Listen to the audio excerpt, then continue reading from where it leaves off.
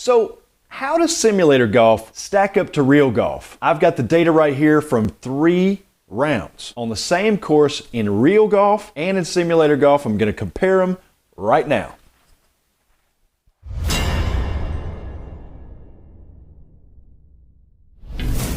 Hey everybody, and welcome back to Golf Test Dummy, the channel where I use my game to try and help your game. And today, I think I'm going to be able to answer some of your questions, at least about this simulator. I can't speak for other simulators, but we will talk a little bit about that. We can kind of compare some of the data, some of the figures, and maybe dispel a few of the misconceptions that people may or may not have about sim golf versus real golf. Let's get into it.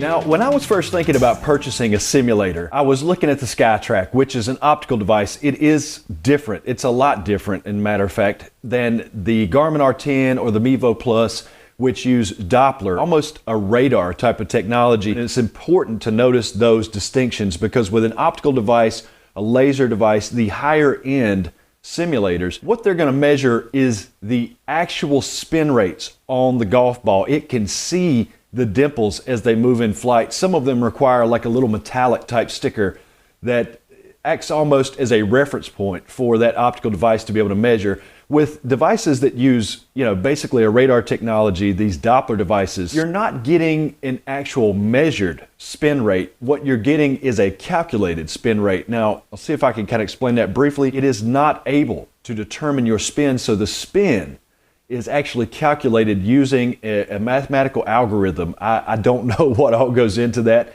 and I'm not exactly sure how incredibly precise you can be with that, but if it's not measuring the actual spin rates, it can have some misleading data. It can make some shots come off differently than they would on a higher end simulator or on the actual golf course.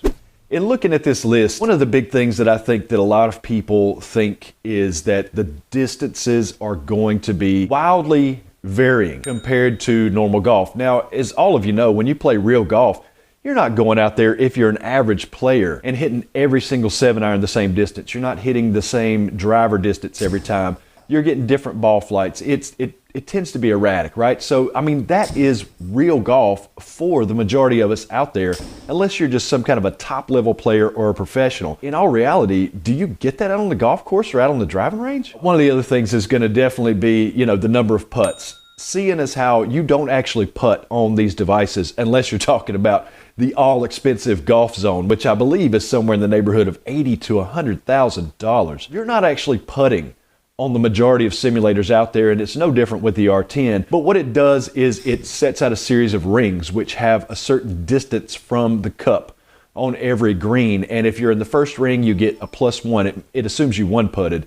You're in the second ring, it assumes a 2-putt. And if you're on the green, but you're not inside of one of those 2 rings, it assumes a 3-putt. But I've actually got some surprises for you coming up when we get to the data. I was just totally shocked. Greens in regulation, fairways hit, and then when it comes down to driver coming off the tee, I think a lot of people have misconceptions about their driver distances. Oh, I average 250, when in actuality, you probably average about 215. But then when it comes to the simulator versus the real, they are expecting that either A, people are going to have a very unrealistic driver number, meaning that it's going to be way too low and they'll be disappointed by the driver distance, or B, it may lie to you and you may not have a long driver distance or a high club head speed, but this might actually misrepresent it the other way and blow your head up and make you think that you're hitting the ball longer when you're actually not. So for this comparison, what did I do? I went through and found some of my real data from the Golf Pad app that I use on my phone every time I play on course. It keeps track of my stats, my distances, my scores, you name it, it keeps track of everything. So I pulled my last 3 rounds from one golf course, which is Willow Springs, and then I played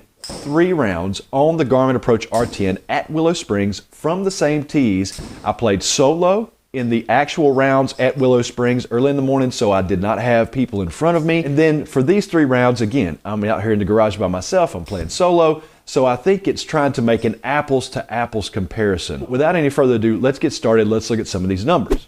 So my 3 actual rounds, I had a 77, an 80, and an 82 as my actual scores from the last 3 rounds that I played at Willow Springs. The 3 rounds that I played on the simulator, I had a score of 83, 81, and 76.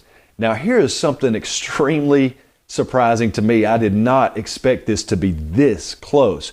But my average score on course is 79.67. And on the simulator, my score was an 80 on the nose. So you're talking about a difference of 0.33. That is just so minimal. And it's crazy how almost on the nose that is. My putts for those 3 rounds, you take the averages, and the average putts over 3 real rounds and 3 simulated rounds are to the decimal point exact on the money with each other. 26.33 average putts. That's unreal. That is unbelievable. And I gotta tell you, just some other rounds that I've looked at on here, it pretty much comes out exactly with what I thought, I can expect on the actual golf course. That's crazy that you're gonna simulate. You're going to simulate putting, you're going to auto putt, and based on some what seems like to be a half-cocked sort of crude, just ideal. Hey, here's a ring. If you land in that ring, you get this, I mean, for something that seems so elementary and so basic, it really works well. For the green in regulations, averaged 3 greens in regulation on the 3 sim rounds. So on the 3 sim rounds, I had 3, 2, and 4. It came out to be an average of 3, but I don't hit a whole lot of greens in real life, so I averaged 5 on the real round. So that's a difference of 2 greens per round as far as the average goes. That's not a huge difference, but I did have one round, the first round that I calculated, where I shot 77 on the real course, where I hit 7 greens in regulation. Now, I've had some rounds on here where I've hit 8 and 10 greens in regulation on the simulator, and I've certainly had that in real life. But again, we're just pulling from 3 rounds, and we want to compare apples to apples here, so I don't want to try and skew that number in any way. One thing that has given me some kind of concern when it comes to the R10 is the distances with the 5-iron, hybrid, and driver. That's been something that has really kind of irked me a little bit. I thought, these yardages are coming up short. They're coming up short of what I expect them to be. You need to look at your averages, because everybody's capable of pulling out a really good shot and then a really bad shot. The data that I look back on, again, kind of threw me for a loop, because I'm like, man, my hybrid off the tee, it usually goes about 215 to 220, and I just can't get my hybrid to go over 200 yards on the simulator, even when I smash it.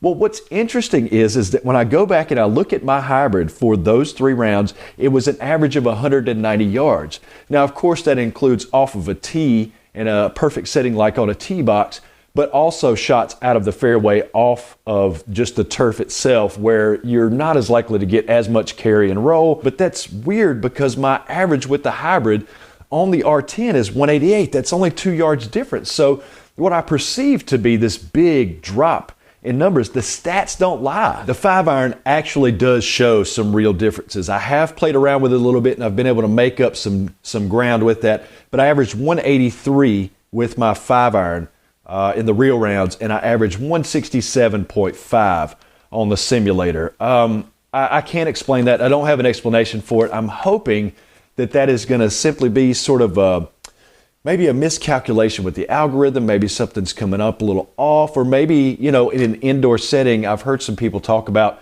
if you use the R10 outdoors, you get a much more accurate reading than you do indoors. And that's probably just down to the fact that outdoors, it's got the full flight of the golf ball that it can read, whereas inside, it's like an 8-foot sample size that it's reading, and it has to extrapolate the data from that. So that could be what's driving that. And then if you go to 7-iron, real course, I'm averaging 162.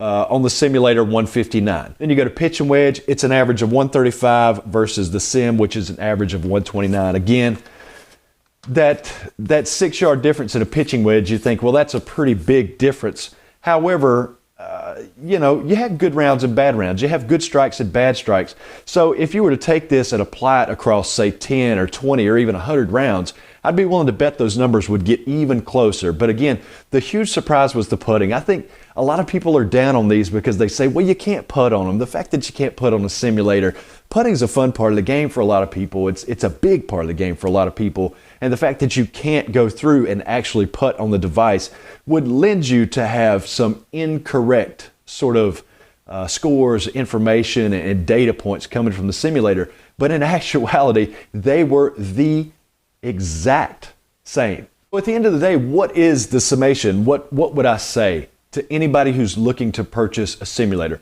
Certainly, you can get better simulators than this that are going to be far more accurate, but they go up in price. I was looking at the SkyTrack before this. I think the price just for the unit itself, without the software and without the cage that goes around it, is like $2,000. I mean, that is a big leap in price. And for me, you know, I don't have, you know, incredible means. I don't have a ton of dough to spend on something like this. If you've got it, then certainly an optical device will be much more accurate than a radar-based Doppler device like this or the Mevo Plus. And if you can afford that and you can make the upgrade, hey man, good on you. That will be a much more accurate tool indoors and out than this. But if this is what you've got, if this is the budget that you have like I do, I'm not disappointed by this thing at all. I am thrilled with it. I can come out here and play a round of golf in 20 minutes. That's one other thing I wanted to mention to you. In playing by myself with nobody in front of me and filming on course during those rounds, okay, my pace of play was right at 3 hours. On the simulator, I can play around in 25 minutes or less. 25 minutes or less. I mean, that's just crazy. You can play 2 rounds every hour, or you could play 6 rounds on the simulator, 6 full rounds in the time it took me to play 1 of real golf. Guys, thanks so much for watching. I hope you enjoyed this video. Be sure to subscribe if you haven't already. If this is your first time watching my content, thanks so much for showing up. Thanks for all the support, and I'll see you in the next video.